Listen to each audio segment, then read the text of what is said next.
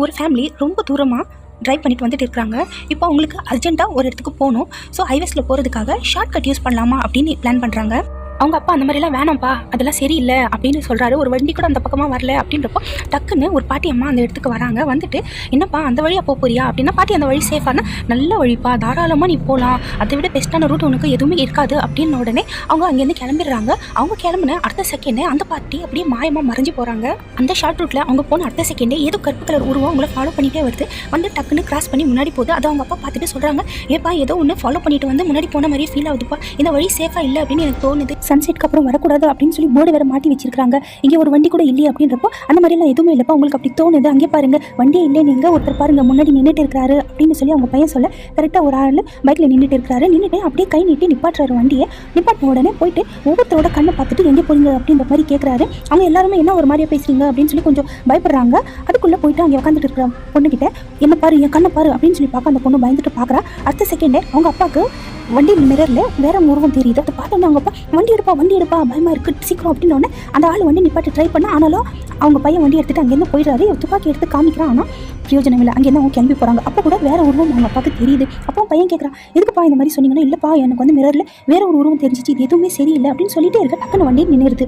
என்னாச்சு அப்படின்னு சொல்லி அவங்க கவனிக்கிறதுக்குள்ள வண்டி பயங்கரமாக ஷேக் ஆகுது. எல்லாரும் பயந்துடுறாங்க. டக்குன்னு ஒருத்தன் வந்து அப்படியே கண்ணாடி முன்னாடி நிற்க எல்லாரும் பயந்து கத்துறாங்க. பார்த்தா கண்ணாடி ஓப்பன் பண்ணுங்க, நான் வந்து மெக்கானிக் தான், நான் வந்து வண்டி சரி பண்ணுறேன் அப்படின்னு சொல்லிட்டு போக அவங்க அப்பா பின்னாடி போகிறாங்க. போயிட்டு ரொம்ப நேரம் ஆகிட்டு கூட அவங்க வரவே இல்லை. பயந்துட்டு கத்த பார்த்தா அவங்க அப்பா சேஃபாக தான் இருக்காரு. ஸோ மறுபடியும் அந்த உட்காந்துக்கிறாரு. அந்த ஆளை எனக்கு கொஞ்சம் லிஃப்ட் கொடுங்க ப்ளீஸ் அப்படின்னு உடனே ஃபஸ்ட்டு தயங்குறாங்க. அதுக்கப்புறம் சரி ஹெல்ப் பண்ண ஆளுக்கு நம்ம ஹெல்ப் பண்ணலாம் சொல்லி வண்டியில் ஏற்றிக்கிறாங்க. அப்போ அவர் சொல்கிறாரு, மாய ஸ்ட்ரீட்டில் நீங்கள் ஏன் வந்திருக்கிறீங்க அப்படின்னா, எனக்கு மாயம் என்ன, ஆமாம் அவங்களுக்கு தெரியாதா இந்த மாயை எப்போ வேணாலும் வரும், அப்படி எந்த ரூபத்தில் வேணாலும் வரும் அப்படின்னு அந்த பைக்காரனையும் காட்டுறாங்க நமக்கு.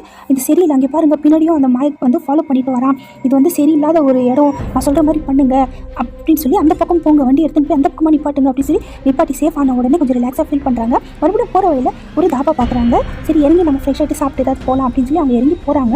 போன உடனே அவங்க பையன் ஃபோன் எடுக்க வரான். திடீர்னு ஒரு பயங்கரமாக கத்துறேன். என்னன்னு பார்த்தா யாரோ வண்டியில் வந்து செத்து கிடக்குறாங்க. அதை பார்த்துட்டு கத்த எல்லாரும் வந்துடுறாங்க. என்ன ஆச்சுன்னா இந்த மாதிரி இருக்குப்பா அப்படின்னு அவங்க அப்பா எட்டி பார்க்குறாரு. அதில் எட்டி பார்க்குறப்போ அவங்களுக்கு எதுவுமே தெரியல. ஸோ இப்போ எதுவுமே இல்லை. அவங்க அம்மா என்ன சொல்கிறாங்க, நம்ம இங்கேருந்து போயிடலாமா கூட அந்த ஆள் மெக்கானிக் எங்கேன்னு தெரியல, அவங்க எப்பயாவது போட்டு நம்ம போயிடலாம்னு சொல்லி அங்கேருந்து கிளம்பி போகிறாங்க. 33 கிலோமீட்டர் ஸ்டோன் வருது. ஸோ அதை தாண்டி அவங்க போகிறாங்க.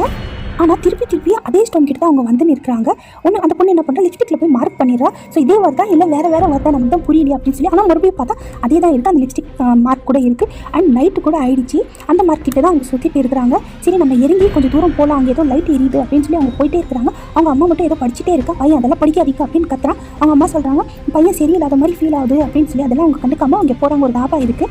இங்கே தாபா கிட்ட போகிறப்போ அவங்க அம்மா மட்டும் ஏதோ கடவுள் நினச்சி படிச்சுட்டே கண்ணை மூடி தொடர்ந்து பார்க்குறப்போ அங்கே யாருமே இல்லாத மாதிரி தெரியுது. மற்றவங்களுக்கு எல்லாருமே வந்து அங்கே ஆளுங்க இருக்கிற மாதிரி தெரியுது. அவங்க அம்மா போயிட்டு சொல்கிறாங்க, ஆனால் யாருமே கேட்குற மாதிரி இல்லை. சரி என்ன ஏமாற்றலாம், இந்த ஃபோனை வந்து கேமராவை ஏமாற்ற முடியாது சொல்லி ஃபோனில் ஃபோட்டோ எடுத்துகிட்டு வந்து காமிக்கிறாங்க. பார்த்தா அவங்க ஃபேமிலி மட்டும்தான் இருக்குது. அங்கே வேறு யாருமே இல்லை, எல்லாமே மாயதான். அதை பார்த்துட்டு பயந்துட்டு அங்கேருந்து ஓடுறாங்க எல்லாருமே. அந்த டைமில் ஆல்ரெடி பைக்கில் வந்தார் இல்லையா, அவர் வந்து இவங்க எல்லாரையும் பிடிச்சிட்டு எல்லாரும் என் கண்ணை பாருங்க அப்படின்னு சொல்லி செக் பண்ணுறாரு. கரெக்டாக அவங்க பையனை பார்க்குறப்போ அவங்க பையனே காணும். எங்கே போய்ட்டான் அப்படின்னு சொல்லி தாத்தா தேடிட்டு பின்னாடி போகிறாரு. பார்த்தா அவன் தண்ணியில் போயின்னு இருக்கிறான். தாத்தா ஃபாலோ பண்ணிட்டு போகிறாரு. அப்போ தான் பார்க்குறாரு பையனோட ஃபேஸ் சேஞ்ச் ஆகுது. பயந்துட்டு அவர் அங்கேருந்து ஓடி வந்துடுறாரு. இப்போ அந்த போலீஸ்காரர் எல்லாமே சொல்கிறாரு, இந்த இடமே சரியில்லை, நான் வந்து போலீஸ்காரன், என்னை பார்த்து எல்லாருமே மாய நினச்சி பயந்துட்டீங்க, இந்த 33 கிலோமீட்டர் தாண்டிங்களாலே இந்த பிரச்சனை ஸ்டார்ட் ஆகிடும், நான் உங்களை காப்பாற்ற தான் நான் வந்தேன், அங்கே பாருங்கள் நீங்கள் இவனுக்கு தான் லிஃப்ட் கொடுத்தீங்க, இது எல்லாமே எனக்கு தெரியும் அப்படின்னு சொல்ல பேசிட்டு இருக்க டக்குன்னு விடிச்சு போச்சு. தாத்தா போயிட்டு வெளியே நின்று வாங்க எல்லாரும் வீட்டுக்கு போகலாம் அப்படின்னா அவங்க பேத்திக்கு சரியா பல்ல டக்குன்னு கதவை மூடி விட்டுறா. அப்போ அந்த போலீஸ்காரர் சொல்கிறாரு, அவங்க பேரனை விட்டுட்டு தாத்தாவும் அந்த மாயை பிடிச்சிருக்கு அப்படின்னு சொல்லி மறுபடியும் பார்த்தா அது இருட் ஆயிடுச்சு. ஸோ இவ்வளோ நேரம் எதுவுமே வந்து விடியலை. அவங்க தாத்தா என்ன பண்ணுறாருன்னா, எங்கள் கதை திறக்கலைன்னா நான் செத்துடுவேன் அப்படின்னு சொல்லி பயமுறுத்தி குதிக்கிறாரு. ஆனால் பார்த்தா அவர் மாயை ஸோ மறைஞ்சு போயிடுறாரு காத்தோட காத்தா. இப்போ அவங்க பையன் வந்துடுறான். அவன் வந்து போலீஸ்காரர் வந்து ஒரு கையில் ஏதோ மந்திர கோல் வச்சிருக்காரு, அதை வந்து குத்துறாரு. ஆனால் அவனுக்கு எதுவுமே ஆகல. அவங்க அம்மா கண்டுபிடிச்சிடறாங்க, கண்ணை பார்த்து என் பையன் தான் அப்படின்னு சொல்லி. காலையில் உண்மை போய் பார்த்தாக்க அந்த தாத்தா ஆல்ரெடி இறந்து இருக்கிறாரு. போலீஸ் எல்லாம் வந்து எல்லாமே கூப்பிட்டுன்னு போயிடுறாங்க. இங்கே ஆல்ரெடி நிறைய உருவம் எடுக்குது இல்லையா அந்த மாயப்பி. ஸோ அதே மாதிரி எல்லாமே எடுக்குது. இந்த இப்போ தாத்தாவோட உருவமும் ஆட் ஆயிடுச்சு. ஸோ இந்த ஷார்ட் கட்